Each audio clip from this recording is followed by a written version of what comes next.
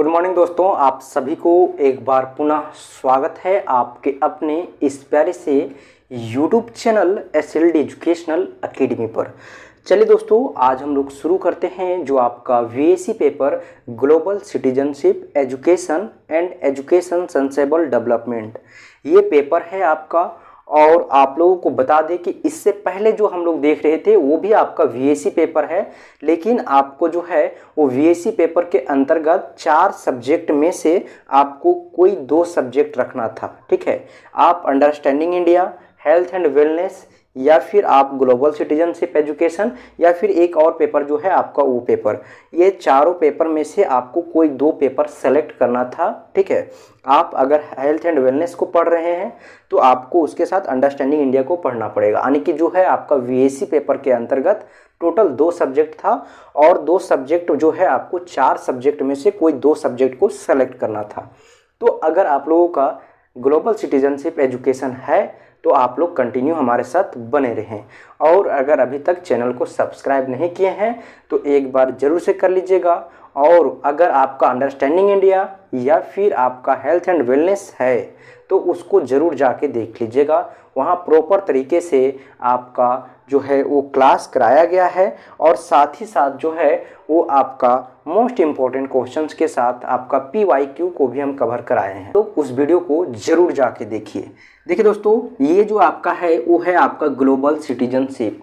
यहाँ पे हम लोग ग्लोबल में सबसे पहले जो पढ़ेंगे वो हम लोग पढ़ेंगे अंतर्राष्ट्रीय जो आपका शासन है उसके बारे में।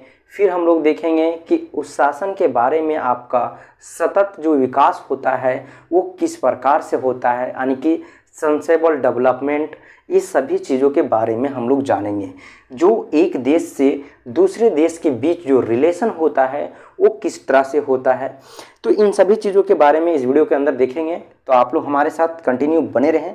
देखिए, ये जो है आपका सिलेबस है, और ये सिलेबस हम इसलिए लिखे हैं ताकि जो हिंदी मीडियम वाले हैं वो थोड़ा बहुत समझ सके, क्योंकि इंग्लिश वाले जो हैं वो तो इंग्लिश मीडियम में जो आपका सिलेबस दिया हुआ है वेबसाइट पे, या फिर अगर आप लोग वेबसाइट से नहीं देख पा रहे हो तो आपका जो SLD एजुकेशनल अकेडमी का जो है SLD एजुकेशनल अकेडमी का जो टेलीग्राम चैनल है उस पे आपका ये प्रोवाइड कर दिया गया है, वहाँ पे आप लोग ज्वाइन कर लीजिए। आप लोग को क्लास नोट्स के साथ साथ कुछ कुछ जो आपका मोस्ट इम्पॉर्टेंट जो आपका नोटिफिकेशन होता है वो सबसे पहले आपको टेलीग्राम पर ही मिलेगा देखने के लिए।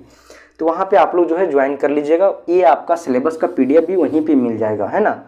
तो वहाँ पे आप लोग देखिएगा कि जो है आपका ऑल ओवर सिलेबस दिया हुआ है, लेकिन फिर भी एक बार हम यहाँ पे डिस्कस कर दे रहे हैं ताकि जो है आपको समझ में आ जाए। देखिए, सबसे पहला यूनिट जो है क्या है, वैश्विक शासन की अवधारणा, यानी कि जो आपका वैश्विक शासन जो ग्लोबल आपका गवर्नेंस है उसका कॉन्सेप्ट क्या है, उसका स्ट्रक्चर क्या है, उसका संरचना, यानी कि संरचना के बारे में समझना, यानी कि जो उसका स्ट्रक्चर है उसके बारे में जानना, है ना। तो इसके बारे में हम लोग यूनिट 1 में पढ़ेंगे कि वैश्विक शासन यानी कि ग्लोबल गवर्नेंस जो है वो किस प्रकार से होता है ना, उसका अवधारणा क्या है। उसके बाद है शिक्षार्थियों के वैश्विक और सतत विकास के मुद्दे के बारे में, यानी सस्टेनेबल डेवलपमेंट के बारे में जो है जो उसका मुद्दा है उसके बारे में जो है वो जागरूक करना और समझाने के लिए सशक्त बनाना। ठीक है, समझने के लिए सशक्त बनाना, सॉरी दोस्तों, समझने के लिए जो है वो सशक्त बनाना। उसके बाद है अधिक शांतिपूर्ण, सहिष्णु और समावेशी, सुरक्षित और टिकाऊ समाजों के सक्रिय प्रवक्ता बनाना। ठीक है, ये है आपका यूनिट 3। इसी तरह से आपका यूनिट 4, यूनिट 5, यूनिट 6 और यूनिट 7 है। इस वीडियो में हम जो है वो शुरू कर रहे हैं आपका यूनिट 1, तो इसलिए हम जो है ये सभी जो आपका यूनिट नीचे है इसको यहाँ पे एक्सप्लेन नहीं कर रहे हैं। जैसे ही यूनिट आपका आएगा उस यूनिट के बारे में हम एक्सप्लेन कर देंगे, क्योंकि वहाँ पे अभी अगर करेंगे तो आप लोग जो है एक बार ऑल ओवर तो देख लीजिएगा, लेकिन उस टाइम फिर भूल जाइएगा, तो फिर हमको एक्सप्लेन करना पड़ेगा। तो वीडियो लंबा ना हो इसके लिए जो है ये हम यहाँ पे एक्सप्लेन नहीं कर रहे हैं।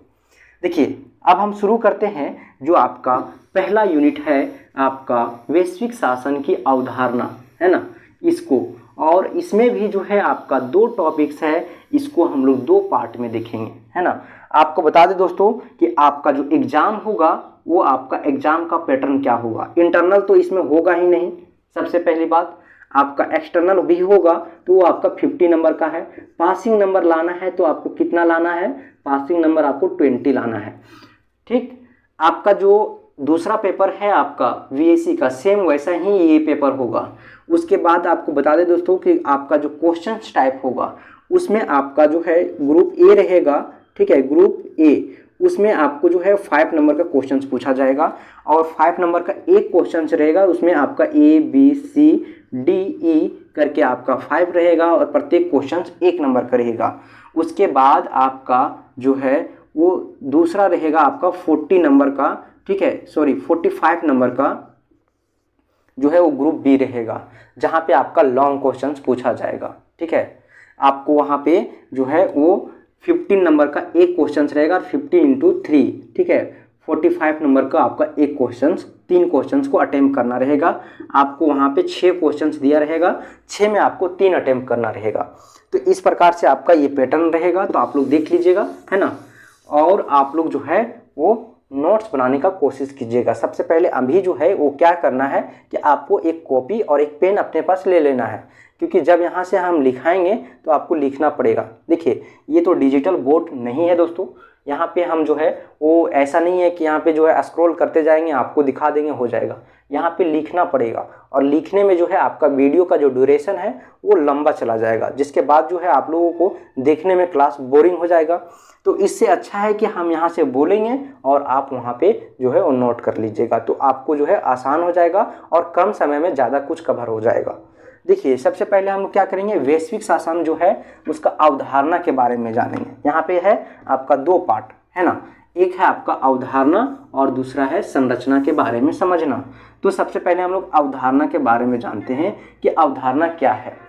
प्रीवियस की बात करा जाए तो आपका जो सेशन 2022 से 26 था, इस सेशन में भी आपका FYUGP के अंतर्गत एडमिशन हुआ था और वहाँ पे भी ये पेपर था, लेकिन जो सिलेबस था वो आपका चेंज कर दिया गया है। कम्प्लीटली जो है वो पूरा सिलेबस चेंज कर दिया गया है, बदल दिया गया है। तो आप लोग अगर प्रीवियस का वीडियो अगर देख रहे होंगे सेशन 2022 से 26 वाला, तो उस वीडियो को ना देखें, क्योंकि उसमें आपको कोई बेनिफिट नहीं मिलने वाला है। आपका सिलेबस पूरा चेंज कर दिया गया है, ठीक है। और यहाँ पे जो है आपका नया एक सिलेबस दिया गया है, इसको हम लोग देखने वाले हैं। और आपका PYQ जो है वो प्रीवियस का जो क्वेश्चंस है वो इस पर नहीं आने वाला है, क्योंकि जो आपका सिलेबस है वही बदल गया है। तो आपका PYQ कहाँ से आएगा। और इससे पहले जो है आपका वो FYUGP के अलावे जो अदर जो आपका CBCS था आपका, उसमें ये पेपर नहीं था। ये पेपर आपका इंक्लूड हुआ है FYUGP के अंतर्गत। तो FYUGP का जो आपका सेशन है वो पहला सेशन एक था आपका 2022 से 26 और ये है आपका दूसरा सेशन। तो इस सेशन में जो है आपका सिलेबस नया है, तो आपको पूरा सिलेबस कवर करना पड़ेगा, उसके बाद ही आपका एग्जाम अच्छा जाएगा। तो सबसे पहले हम लोग जानेंगे कि आपका जो वैश्विक शासन का अवधारणा है वो क्या होगा। चलिए दोस्तों शुरू करते हैं। आप लोग जो है एक कॉपी और एक पेन ले लीजिएगा, हम यहाँ से लिखाते हैं, आप लोग लिखने का प्रयास कीजिए।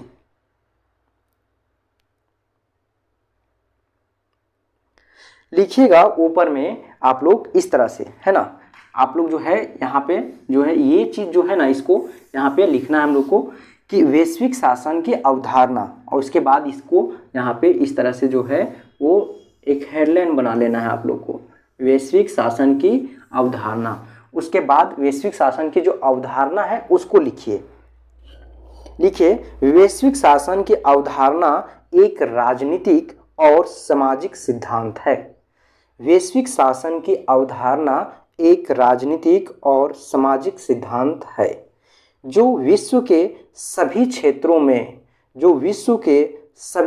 में सार्वजनिक स्तर पर संरक्षण, न्याय और विकास को बढ़ावा देने के लिए जाना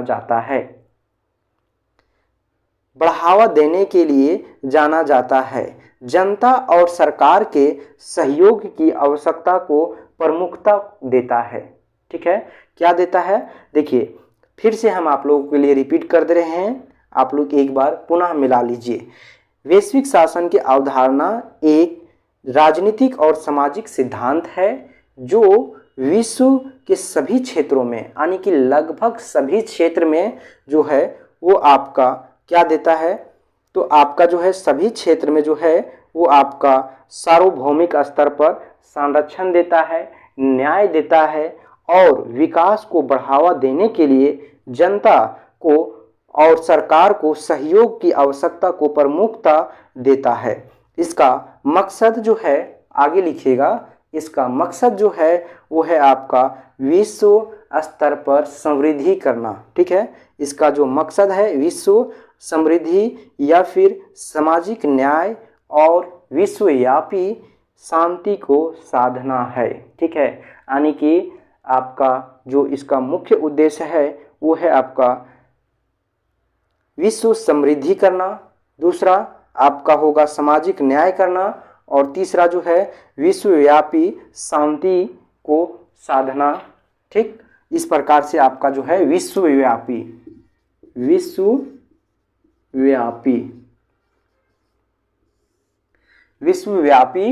जो है वो साधना, शांति का साधना देना। ठीक है, उसके बाद हम लोग आगे बढ़ेंगे और फिर लिखेंगे आपका ये जो डिफिनेशन था, ये परिभाषा था आपका अवधारणा का।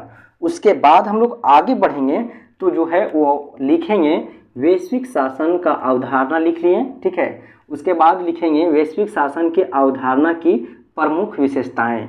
वैश्विक शासन की प्रमुख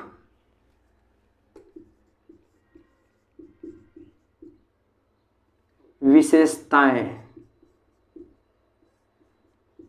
ठीक, उसके बारे में आप लोग लिखिए। विशेषताएं क्या है आपका, देखिए वैश्विक शासन के जो है वो विभिन्न विशेषताएं हैं। ठीक है, वैश्विक शासन का जो है वो विभिन्न विशेषताएं हैं जो निम्न प्रकार से है। लिखिएगा कि वैश्विक शासन की प्रमुख विशेषताएं निम्न है, या फिर जो है इस प्रकार से भी लिख सकते हैं वैश्विक शासन की प्रमुख विशेषताएं विभिन्न है जो निम्न प्रकार से है। ठीक है, उसके बाद उसमें से आपको पहला लिखना है अंतर्राष्ट्रीय संगठन। ठीक है, इसमें आपको लिखना है पहला अंतर्राष्ट्रीय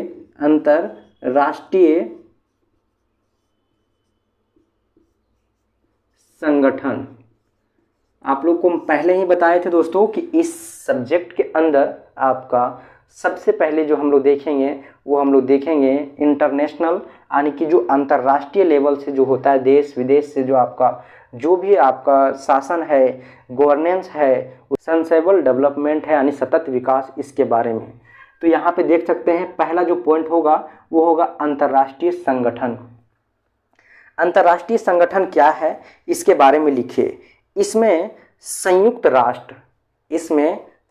राष्ट्र, विश्व व्यापार संगठन, वैश्विक स्वास्थ्य संगठन आदि शामिल होते हैं।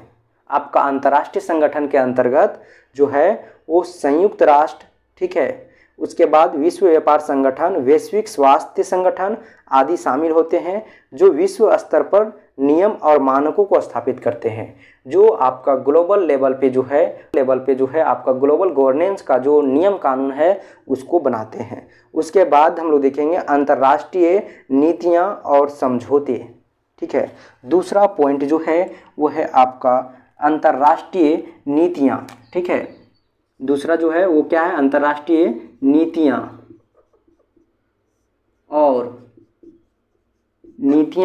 और क्या है आपका समझौते।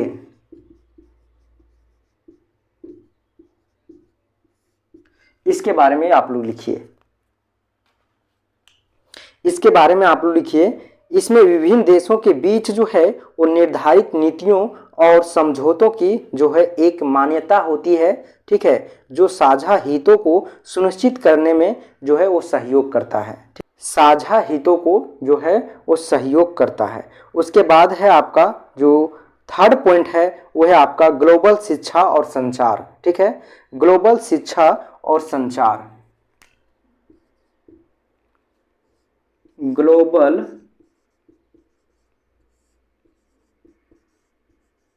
शिक्षा और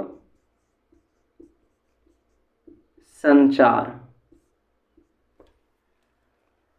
ठीक, ये है आपका ग्लोबल शिक्षा और संचार।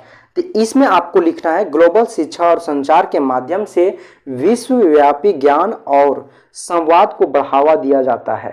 ठीक है, आपको क्या लिखना है इसमें ग्लोबल शिक्षा और संचार में कि ग्लोबल शिक्षा और संचार के माध्यम से विश्वव्यापी यानी कि ग्लोबल स्तर पे जो है वो ज्ञान संवाद करने का जो तरीका है उसको जो है वो बढ़ावा दिया जाता है, जो सांस्कृतिक विविधता को समझने और समर्थन करने में मदद करता है। इसी में लिखिएगा जो, ठीक है। उसके बाद आपका एक और पॉइंट है जो कि आपका है वैश्विक न्याय प्रणाली। वैश्विक न्याय प्रणाली, ठीक,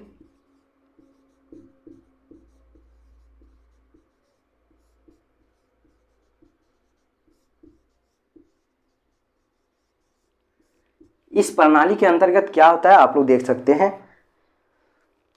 लिखिए, इसमें अपराधों के खिलाफ जो है वो जो अपराधी होते हैं उसके खिलाफ जो है वो न्यायिक कार्रवाई यानी कि जो लीगल कानून होता है उसके लिए जो बनाया जाता है, अपराधों के लिए जो आपका क्रिमिनल है उन लोगों के लिए। उसके बाद इसमें जो है आगे लिखिएगा और व्यक्तिगत और सामाजिक अधिकारों की संरक्षण को बढ़ावा देने के लिए अंतर्राष्ट्रीय न्याय प्रणाली शामिल होती है। फिर से आप लोगों को लिए रिपीट कर देते हैं एक बार। देखिए, आपको क्या लिखना है वैश्विक न्याय प्रणाली में, लिखना है इसमें अपराधों के खिलाफ, ठीक है, इसमें अपराधों के खिलाफ न्यायिक कार्रवाई करने के लिए व्यक्तिगत और सामाजिक अधिकारों की संरक्षण को बढ़ावा देने के लिए अंतर्राष्ट्रीय न्याय प्रणाली को जो है वो शामिल होती है या फिर शामिल किया जाता है। उसके बाद आप लोगों को 4 पॉइंट लिख लिए। अब आप लोग को ऑल ओवर कंक्लूजन देना है कि आपका जो है इससे क्या निर्णय निकलता है। वैश्विक शासन की अवधारणा में सभी देशों और समुदायों को जो है वो साझा स्वार्थ और लाभ को महत्वपूर्ण माना जाता है, जो एक सशक्त और समृद्धि विश्व की स्थापना के लिए महत्वपूर्ण होता है। तो इस प्रकार से हम लोग देखें कि जो आपका वैश्विक शासन की अवधारणा है वो क्या है। अब हम लोग नेक्स्ट वीडियो में मिलेंगे दोस्तों, तब तक के लिए आप लोगों को बहुत बहुत धन्यवाद। चैनल पर इसी तरह कंटिन्यू बने रहें और अगर अभी तक सब्सक्राइब नहीं किए हैं सब्सक्राइब करके बेल आइकन को जरूर से प्रेस कर लीजिएगा। सब्सक्राइब करके जो है वो अपने दोस्तों के पास भी ये वीडियो जो है वो शेयर जरूर से कर लीजिएगा। धन्यवाद दोस्तों, फिर मिलते हैं एक नए वीडियो में, तब तक के लिए आप लोगों को एक बार पुनः बहुत बहुत धन्यवाद।